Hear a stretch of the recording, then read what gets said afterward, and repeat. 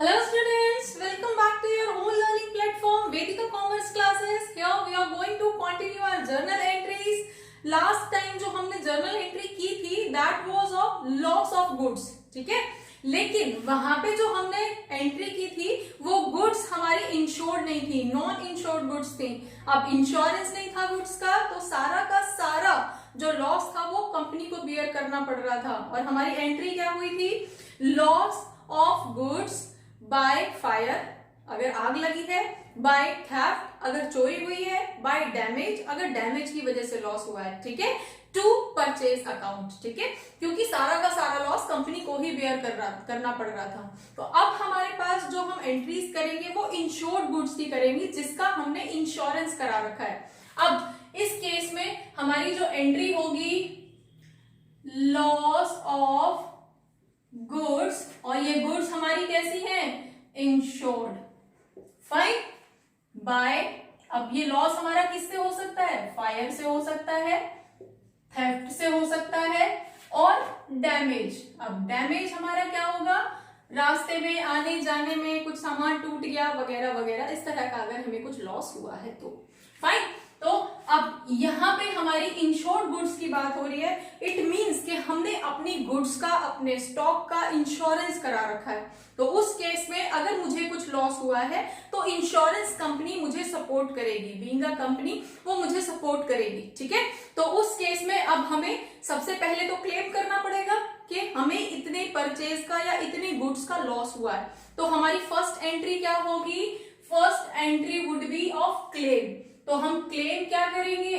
Insurance company debit to purchase, क्योंकि मुझे तो लॉस हुआ है परचेज का, परचेज अकाउंट, ठीक है. Insurance company debit to purchase account. और यहां पे हम नरेशन में लिख देंगे being claim is made to insurance company, ठीक है. अब क्लेम तो कर लिया हमने, लेकिन अब कंपनी मुझे पैसा देगी तो कितना देगी? एक बड़ा क्वेश्चन आता है. अगर वो पूरा का पूरा पैसा मुझे दे देती है, जितने के लिए मैंने अप्लाई किया था उतना पूरा पैसा वो मुझे दे देती है, तो उस केस में हमारे पास एंट्री होगी सारा पैसा बैंक में आ जाएगा, तो बैंक हमारा डेबिट हो जाएगा और किसने दिया? इंश्योरेंस कंपनी क्रेडिटर हो जाएगी, ठीक है. तो अब यहां पे हम सेकेंड का ए पार्ट लेके चलते हैं. If full amount is received, अगर पूरा पैसा मुझे रिसीव हो गया है तो हमारे पास एंट्री क्या हो जाएगी? बैंक अकाउंट डेबिट, क्योंकि बैंक में पैसा आ गया है. टू, देने वाला कौन है? Insurance company. फाइन. सारा का सारा पैसा उसने मुझे दे दिया. तो उस केस में सपोज हम मान के चलते हैं कि हमें जो लॉस हुआ था वो 1 लाख रुपीस का हुआ था, ठीक है. तो 1 लाख रुपीस का मुझे लॉस हुआ, मैंने 1 लाख रुपीस के लिए क्लेम कर दिया इंश्योरेंस कंपनी को कि मुझे 1 लाख का लॉस हुआ है, मुझे मेरे पैसे दे दो. तो कंपनी ने अगर मुझे फुल अमाउंट दे दिया, पूरा का पूरा 1 लाख मुझे दे दिया, तो हम एंट्री क्या करेंगे? 1 लाख बैंक में आ गया और 1 लाख इंश्योरेंस कंपनी ने दे दिया. और यहां पे हम नरेशन लिख देंगे बीइंग फुल अमाउंट रिसीव्ड, ठीक है, received from insurance company. That's all. लेकिन ज्यादातर केसेस में ऐसा नहीं होता. इंश्योरेंस कंपनी आपको सारा का सारा लॉस बियर नहीं करती है. वो आपको ज्यादा से ज्यादा 80 to 90% अमाउंट ही देती है. तो 10 to 20% का तो लॉस आपको बियर करना ही पड़ेगा ज्यादातर केसेस में, जब तक कि कोई स्पेसिफिक गुड्स ना हो, ठीक है. तो हमारे पास अब इसी का यहां पे हमने सेकेंड एंट्री के लिए क्या किया था? अगर हमें फुल अमाउंट रिसीव हुआ है तो. लेकिन इसी का बी पार्ट क्या हो जाएगा? If full amount is not received, पूरा अमाउंट मुझे रिसीव नहीं हुआ है, फुल अमाउंट नॉट रिसीव्ड.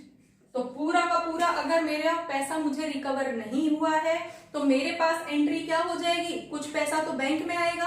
अब जितना पैसा बैंक में आया, सपोज हम 80% मान के चलते हैं, तो 80% 1 लाख में से 80% 80,000 तो बैंक के अंदर आ गए. बाकी का 20,000 का लॉस मुझे खुद बेयर करना पड़ेगा. तो मैं दोनों की कंबाइंड एंट्री करूंगा. ठीक है, तो हमारे पास एंट्री क्या हो जाएगी, बैंक अकाउंट डेबिट, बैंक में कितना पैसा आया, हम 80% लेके चल रहे हैं तो 80,000 रुपीज आ गए, ठीक है। बाकी का मुझे लॉस बियर करना पड़ा, loss of goods by fire, अब जिससे भी हुई वो स्टेटमेंट आप यहां पे डाल देना। डेबिट 20,000 का मुझे लॉस हुआ, या खाली लॉस ऑफ गुड्स भी लिखोगे तो चलेगा, to insurance company, insurance company से 1 लाख रुपीस का सेटलमेंट हो गया। और 1 लाख रुपीस का सेटलमेंट कैसे हुआ, 80%, मतलब 80,000 तो उसने मुझे दे दिए और 20,000 का लॉस मैंने बेयर कर लिया। क्लियर। तो अगर मेरी गुड्स इंश्योर्ड थी तो इंश्योर्ड गुड्स के लिए 2 स्टेज में हम एंट्री करेंगे। फर्स्ट हम क्लेम करेंगे इंश्योरेंस कंपनी से और उसके बाद में हमें अमाउंट मिलेगा। अब अमाउंट अगर मुझे फुल मिलेगा तो हम ये एंट्री करेंगे, और अमाउंट अगर मुझे पार्शियल मिलेगा तो हम ये वाली एंट्री करेंगे, ठीक है। इन दोनों में से कोई एक एंट्री होगी। डन। तो होपफुली ये जो लॉस ऑफ गुड्स का जो एंट्रीज हैं, चाहे वो इंश्योर्ड थी चाहे वो नॉन इंश्योर्ड थी, क्लियर हुई होंगी। Now the next entry is acquiring capital asset. तो हमारी जो नेक्स्ट एंट्री होगी that would be acquiring capital asset. Capital, अब सबसे पहले वर्ड आता है कैपिटल एसेट। कौन सा होता है कैपिटल एसेट? ऑर्गेनाइजेशन के वो एसेट होते हैं जो कैपिटल में से बड़ा अमाउंट खर्च करके कुछ लाइफ ड्यूरेशन के लिए कुछ एसेट्स खरीदे जाते हैं, वो एसेट्स हमारे कैपिटल एसेट्स बोले जाते हैं। अब वो कौन से हो सकते हैं, जैसे कि ऑर्गेनाइजेशन स्टार्ट करते टाइम हमने बिल्डिंग बनाई, अब एक बार बिल्डिंग बना ली कुछ सालों तक चलेगी ना। मशीन खरीद ली, मशीन एक बार आ गई कुछ सालों तक चलेगी। देन ऐसे ही फर्नीचर वगैरह हमारे कुछ इस तरह के एसेट जो होते हैं वो कैपिटल एसेट बोले जाते हैं। अब उसमें से हम किसी एक, सपोज मशीन का एग्जांपल ले लेते हैं, फाइन। तो मशीन हमारे लिए एक कैपिटल एसेट की तरह काम करेगी, और मशीन के केस में उसमें हमारी 2 फॉर्म में एंट्रीज होती हैं। एक तो जब मशीन को हम खरीद के लेके आते हैं, ठीक है, तो मशीन को जब हम खरीद के लेके आ रहे हैं तो मशीन आ रही है, कैश जा रहा है बदले में, तो हमारे पास एंट्री क्या होती है, machine account debit to cash account. Machine आ रहा है, कैश जा रहा है, ठीक है। तो उस केस में अगर हम खरीद के लेके आ रहे हैं, सपोज हमारी जो मशीन है that is of 10 lakh rupees, ठीक है। अब मशीन को वहां से यहां तक ऑफिस तक लाने के लिए ट्रांसपोर्टेशन चार्जेस भी तो देने पड़े होंगे ना, कैरेज इनवर्ट चार्जेस भी तो देने पड़े होंगे। तो उसके लिए अगर हम मान के चलते हैं, हम कैरेज चार्जेस लेके चलते हैं, तो कैरेज चार्जेस जो हैं वो हम 50,000 लेके चलते हैं। 50,000 रुपीज उसको यहां तक लाने में लगे, ठीक है। अब वो मशीन इटसेल्फ अभी काम तो करेगी नहीं, पहले उसे इंस्टॉल कराना पड़ेगा। तो मशीन इंस्टॉल कराने के लिए मैंने अगेन इंस्टॉलेशन चार्जेस, ठीक है, इंस्टॉल कराने के लिए मैंने अगेन इंजीनियर को 50,000 रुपीज दिए, ठीक है। तो अब हमारे पास मुझे ये मशीन कितने की पड़ी, टोटल अगर मैं मशीन देखूं, मशीन के चार्जेस देखूं, तो काम करने लायक बनाने में, इस मशीन को काम करने लायक बनाने में मुझे कितने पैसे खर्च करने पड़े, ये प्लस ये, तो मेरे लिए तो मशीन की कॉस्ट 11 लाख होगी ना। तो मैं अपनी एंट्री में इसको 11 लाख लिखूंगा, ना कि 10 लाख, ठीक है। तो मेरी एंट्री क्या हो जाएगी, machine account debit 11 lakh to cash account, ठीक है। अब ऐसा क्यों हुआ, नरेशन हम एज इट इज लिख देंगे, being machine purchased, installed and carriage given. Now अब इस केस में हमारी ये एंट्री फाइनल हो गई और अमाउंट आ गया 11 लाख का। लेकिन ये 11 लाख क्यों आए, क्योंकि हम जब भी किसी कैपिटल एसेट को लेकर आते हैं, उसको रेडी टू यूज बनाने तक मेरा जितना भी पैसा खर्च हुआ होता है, वो सारा का सारा खर्चा कैपिटल नेचर का ही बोला जाता है, इसलिए उस कैपिटल एसेट की कॉस्ट में उसको ऐड कर दिया जाता है और उसको हम यहाँ पे मेंशन कर देते हैं। क्लियर? अब यही चीज अगर मेरी यही मशीन खराब हो जाती है कुछ टाइम के बाद, ध्यान देना थोड़ा सा, अगर मेरी यही मशीन कुछ टाइम के बाद, सपोज 6 मंथ हमने यूज की और 6 मंथ के बाद खराब हो गई, तो उस केस में हमारे पास इसको रिपेयर कराना पड़ेगा ना हमें। तो हमारा जो अकाउंट बनेगा वो कौन सा वाला बनेगा, उसको हम स्पेसिफिक रिपेयर अकाउंट बोलेंगे। उसके लिए अलग से रिपेयर अकाउंट के नाम पे, रिपेयर के नाम पे पैसा जाएगा ना, तो repair account to cash account बोला जाएगा। क्लियर? क्यों? क्योंकि हम उसको कब रिपेयर करवा रहे हैं, कुछ टाइम के बाद, आफ्टर सम टाइम। ठीक है? अब आफ्टर सम टाइम तो हमारे पास हमने 6 मंथ तक उसको यूज किया है, फिर उसमें कुछ वेयर एंड टियर आया, फिर मैंने उसको रिपेयर करवा लिया, तो मेरा रूटीन का खर्चा हो गया ना।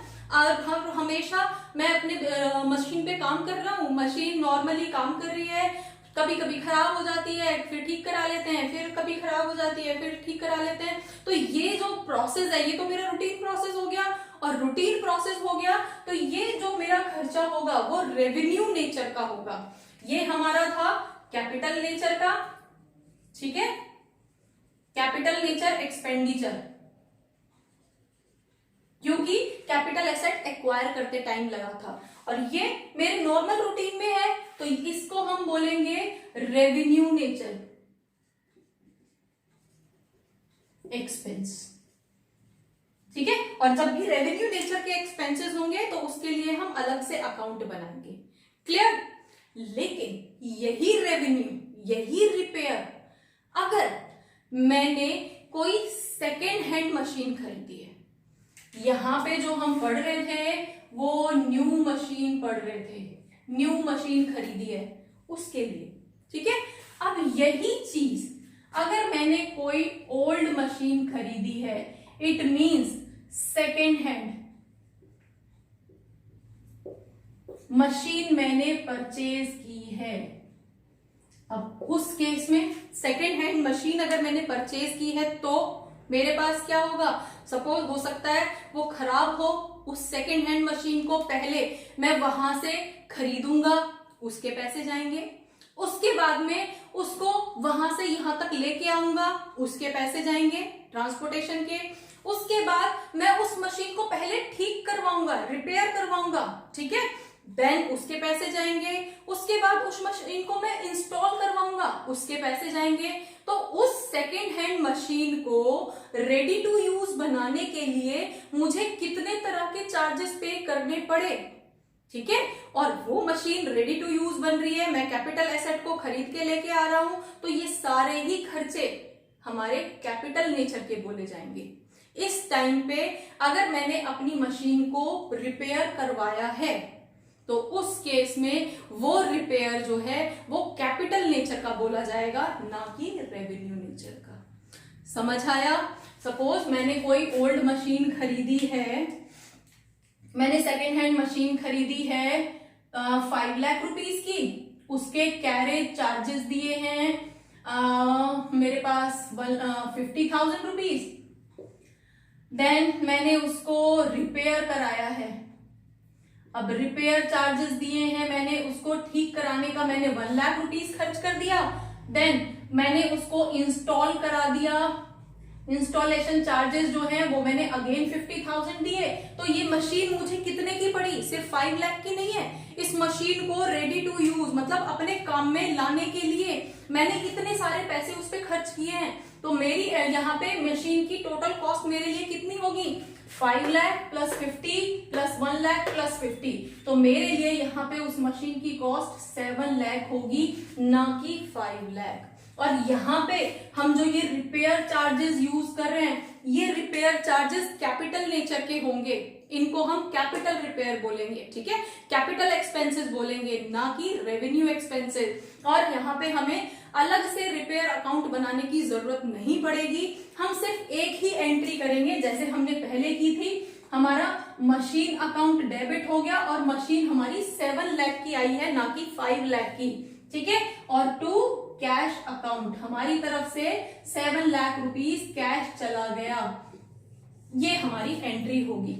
यहां पे हमें अलग से रिपेयर का कोई भी अकाउंट बनाने की जरूरत नहीं है। लेकिन ऐसा क्यों हुआ? क्योंकि ये हम कैपिटल एसेट को खरीदते टाइम जो खर्चे कर रहे हैं वो कैपिटल नेचर के ही होंगे और वो टोटल होके सिर्फ एक बार लिखा जाता है, उनके अलग अलग अकाउंट नहीं बनते। और वही चीज अगर हम कैपिटल नेचर, हमने कैपिटल जो है कैपिटल एसेट हमने खरीद लिया, एक्वायर कर लिया, यूज करना स्टार्ट कर दिया और फिर कुछ टाइम के बाद वो खराब होता है, फिर हम रिपेयर करवाते हैं, तो इट मींस वो कैपिटल नेचर का नहीं है, वो तो हमारे रूटीन खर्चे हैं। और रूटीन खर्चे हैं तो वो रेवेन्यू नेचर का होगा और उस टाइम पे जो रिपेयर के नाम पे पेमेंट होगी वो पेमेंट हम अलग से दिखाएंगे रिपेयर अकाउंट बना के। होपफुली ये कैपिटल एसेट आपको क्लियर हुआ होगा।